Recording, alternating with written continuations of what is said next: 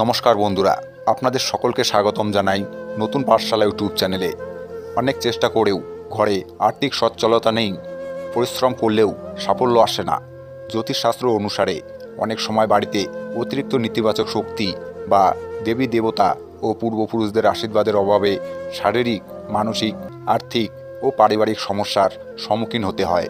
অনেক সময় কাজ শেষ হতে না হতেই নষ্ট হতে থাকে। এমন সমস্যা যদি আপনার সাথেও ঘটে, তাহলে আপনি চাইলে কিছু প্রতিকার অবলম্বন করতে পারেন। বাস্তুশাস্ত্র অনুসারে এই প্রতিকারগুলি অবলম্বন করলে যে কোনো ব্যক্তির বাড়িতে ইতিবাচক শক্তির প্রভাব বাড়ে। এর সাহায্যে মানুষ সুখ, শান্তি ও সম্পদ লাভ করে।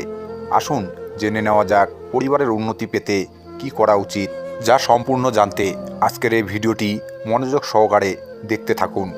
আর ভিডিওটি দেখে উপকৃত হলে অবশ্যই একটি লাইক করবেন এবং নিজের আত্মীয়দের সাথে শেয়ার করবেন, যাতে তারাও ভিডিওটি দেখে উপকৃত হয়। 1. পরিবারের উন্নতির জন্য একটি কাচের পাত্রে 1 মুঠো লবণ রেখে তার উপরে 4-5টি লবঙ্গ রাখুন। এরপর ওই বাটিটি ঘরের যে কোনো কোণে রাখুন। এটা বিশ্বাস করা হয় যে এটি করলে ঘরের আর্থিক প্রবাহ শুরু হবে এবং ঘরের দেবী দেবতাদের আশীর্বাদ থাকবে। এছাড়া বাস্তুমতে নুন, জল এবং লবঙ্গ একত্রিত করে বাসস্থানের চারদিকে ছড়িয়ে দিলে একটি সুন্দর গন্ধ পাওয়া যায়, যা অশুভ শক্তিকে নাশ করে এবং শুভ শক্তির আগমন ঘটায়। নুন, জল এবং লবঙ্গের গন্ধ কিন্তু স্বাস্থ্যের পক্ষেও উপযোগী ও গুরুত্বপূর্ণ। 2.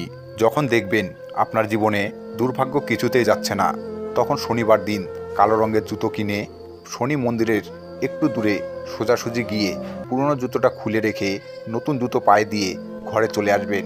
দেখবেন কিছু দিনের মধ্যেই আপনার দুর্ভাগ্য দূর হবে। 3. শুক্রবার দিন 21টা ফুলালা লবঙ্গ ও একটি আখের গুঁড়োর টুকরো একটা কাচের জারে রেখে রান্নাঘরের উত্তর পূর্ব কোণে রাখুন। এর ফলে ঘরে সুখ সমৃদ্ধি সবসময় বজায় থাকবে। এছাড়াও বাড়িতে লোবান, ঘি, কর্পূর, চন্দন ও গুগ্গুল মিশিয়ে তার ধুয়ো দিন। এর ফলে বাড়িতে জীবাণু নষ্ট হয় ও ইতিবাচক শক্তির সৃষ্টি হয়। 4. দৈবিক স্বাস্থ্য মতে বাড়ির উত্তর পূর্ব কোণে যদি ময়ূরের পালক রাখা হয়, তাহলে তার থেকে শুভ শক্তির সঞ্চার ঘটে। সুতরাং অশুভ শক্তি থেকে রেহাই পেতে আমাদের কর্মস্থলে বা বাসস্থানে আজ থেকে 5টি করে ময়ূরের পালক ব্যবহার করা উচিত। এছাড়াও ঘর মোছার সময় জলে নুন মিশিয়ে নিন। নেতিবাচক শক্তি শুষে নেওয়ার ক্ষমতা রয়েছে নুনের মধ্যে। 5. বাড়িতে কোনো ভয়ের পরিবেশ থাকলে পরিষ্কার জলে লবঙ্গ ও গোলাপের পাপড়ি দিয়ে সারা ঘরে ছেটান। এই উপায়ে নেতিবাচক শক্তি নষ্ট হবে ও ভয় দূর হবে। এছাড়াও বিছানায় বসে খাবার খাবেন না ও রাতে রান্নাঘরে ইটু বাসন ফেলে রাখবেন না। 6. বাড়ির কোনো একটি স্থানে কাচের গ্লাসে জল ভরে তাতে লেবুর রস মিশিয়ে রেখে দিন। প্রতি শনিবার এই জল পাল্টাতে থাকুন। এর প্রভাবে পরিবারে শুভ শক্তির আগমন ঘটবে। 7. ডাস্টবিন কোথায় রাখা হয় তা আমাদের আর্থিক জীবনকেও প্রভাবিত করে। বাস্তু অনুসারে ডাস্টবিন বা গৃহস্থলীর বজ্র বাড়ির উত্তর পূর্ব অর্থাৎ ঈশান কোণে রাখা উচিত নয়, কারণ এই কোণে ময়লা রাখলে সম্পদের বিনাশ ঘটায়। 8. বাস্তু অনুসারে প্রতিদিন সকালে ঘর পরিষ্কার করা উচিত এবং বাড়ির চৌকাঠের পূজা করা উচিত। এর জন্য বাড়ির প্রধান গেটের চারপাশে স্বস্তিক তৈরি করুন এবং প্রতিদিন সকালে ঘুম থেকে উঠে জল ছিটিয়ে দিন এবং এরপর একটি প্রদীপ জ্বালান।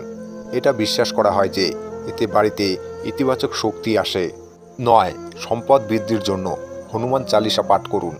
5টি মঙ্গলবার একটি বটপাতায় আটার তৈরি একটি প্রদীপ জ্বালিয়ে হনুমানজির ছবির সামনে রাখুন এবং হনুমান চল্লিশা পাঠ করুন। ধর্মীয় বিশ্বাস অনুসারে ভগবান হনুমানের পূজা করলে ধন সম্পদের পথ খুলে যেতে শুরু করে। 10. খাবার খাওয়ার আগে অগ্নিদেবকে নিবেদন করুন। মনে করা হয় যে আগুনের রান্না করা খাবারের ওপর আগুনেরই প্রথম অধিকার। অগ্নিদেবতার কাছে খাদ্য নিবেদন করলে বাড়ির খাবারের ভাণ্ডার কখনো খালি হয় না। এর জন্য খাবার তৈরি হওয়ার পরে কাউকে পরিবেশন করার আগে কিছু অংশ বের করে প্রসাদ হিসাবে আগুনে নিবেদন করুন। এরপর বাড়ির সদস্যদের খাবার পরিবেশন করুন। 11. হিন্দু ধর্মে অশ্বত্থ গাছকে পূজনীয় বলে মনে করা হয়।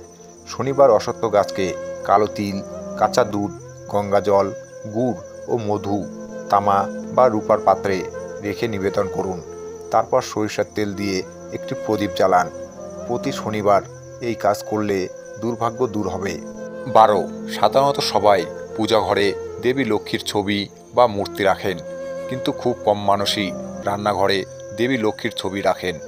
আপনার বাড়ির বাজেট রান্নাঘরের সাথে জড়িত, তাই রান্নাঘরেও দেবী লক্ষ্মীর ছবি রাখুন।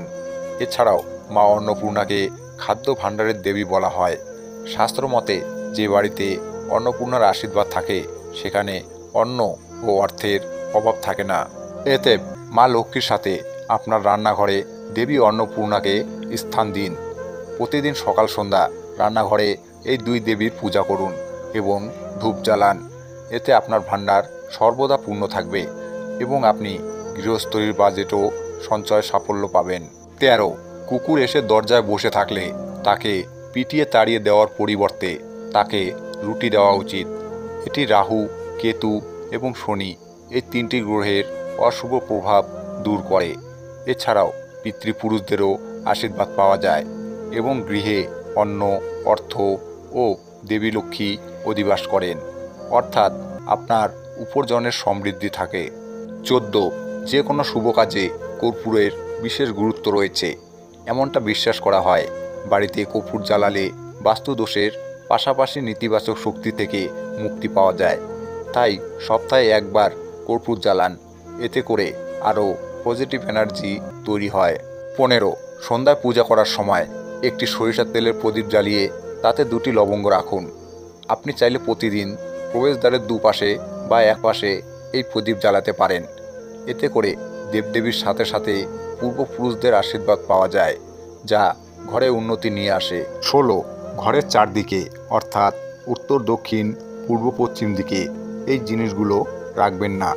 দক্ষিণ দিকে কখনো দেওয়ালের রং নীল বা আকাশি করবেন না। ওই দিকে জল রাখার ব্যবস্থাও করবেন না। উত্তর দিকে রান্নাঘর কখনোই করবেন না। পশ্চিম দিকে ঠাকুর ঘর বা ঠাকুর রাখার জায়গা করবেন না।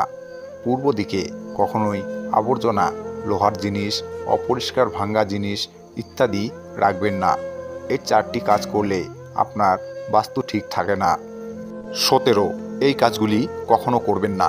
করলে ঘরে আর্থিক সমস্যা দেখা দেয়। চিরুনিতে চুল আঁচড়ানোর পর চিরুনিতে যেন চুল না থাকে। ঘরের আলমারিতে কখনো চাবি ঝুলিয়ে রাখবেন না। ঘরের সদর দরজায় চাবি তালা ঝুলিয়ে রাখবেন না। নিজের জামা কাপড় কখনো উল্টো করে রাখবেন না। বাথরুমের বালতিতে জল ভর্তি করে রাখুন, খালি বালতি রাখবেন না। 19. প্রতিদিন সকালে স্নান করে ঘরের সদর দরজায় লাল সিন্দুর আর সর্ষের তেল মিশিয়ে অনামিকা আঙ্গুল দিয়ে দরজার উপরে তিলক করবেন। তাতে আপনার ঘরে সুখ, সৌভাগ্য বৃদ্ধি হবে ও নেগেটিভ শক্তি থেকে রক্ষা পাবেন।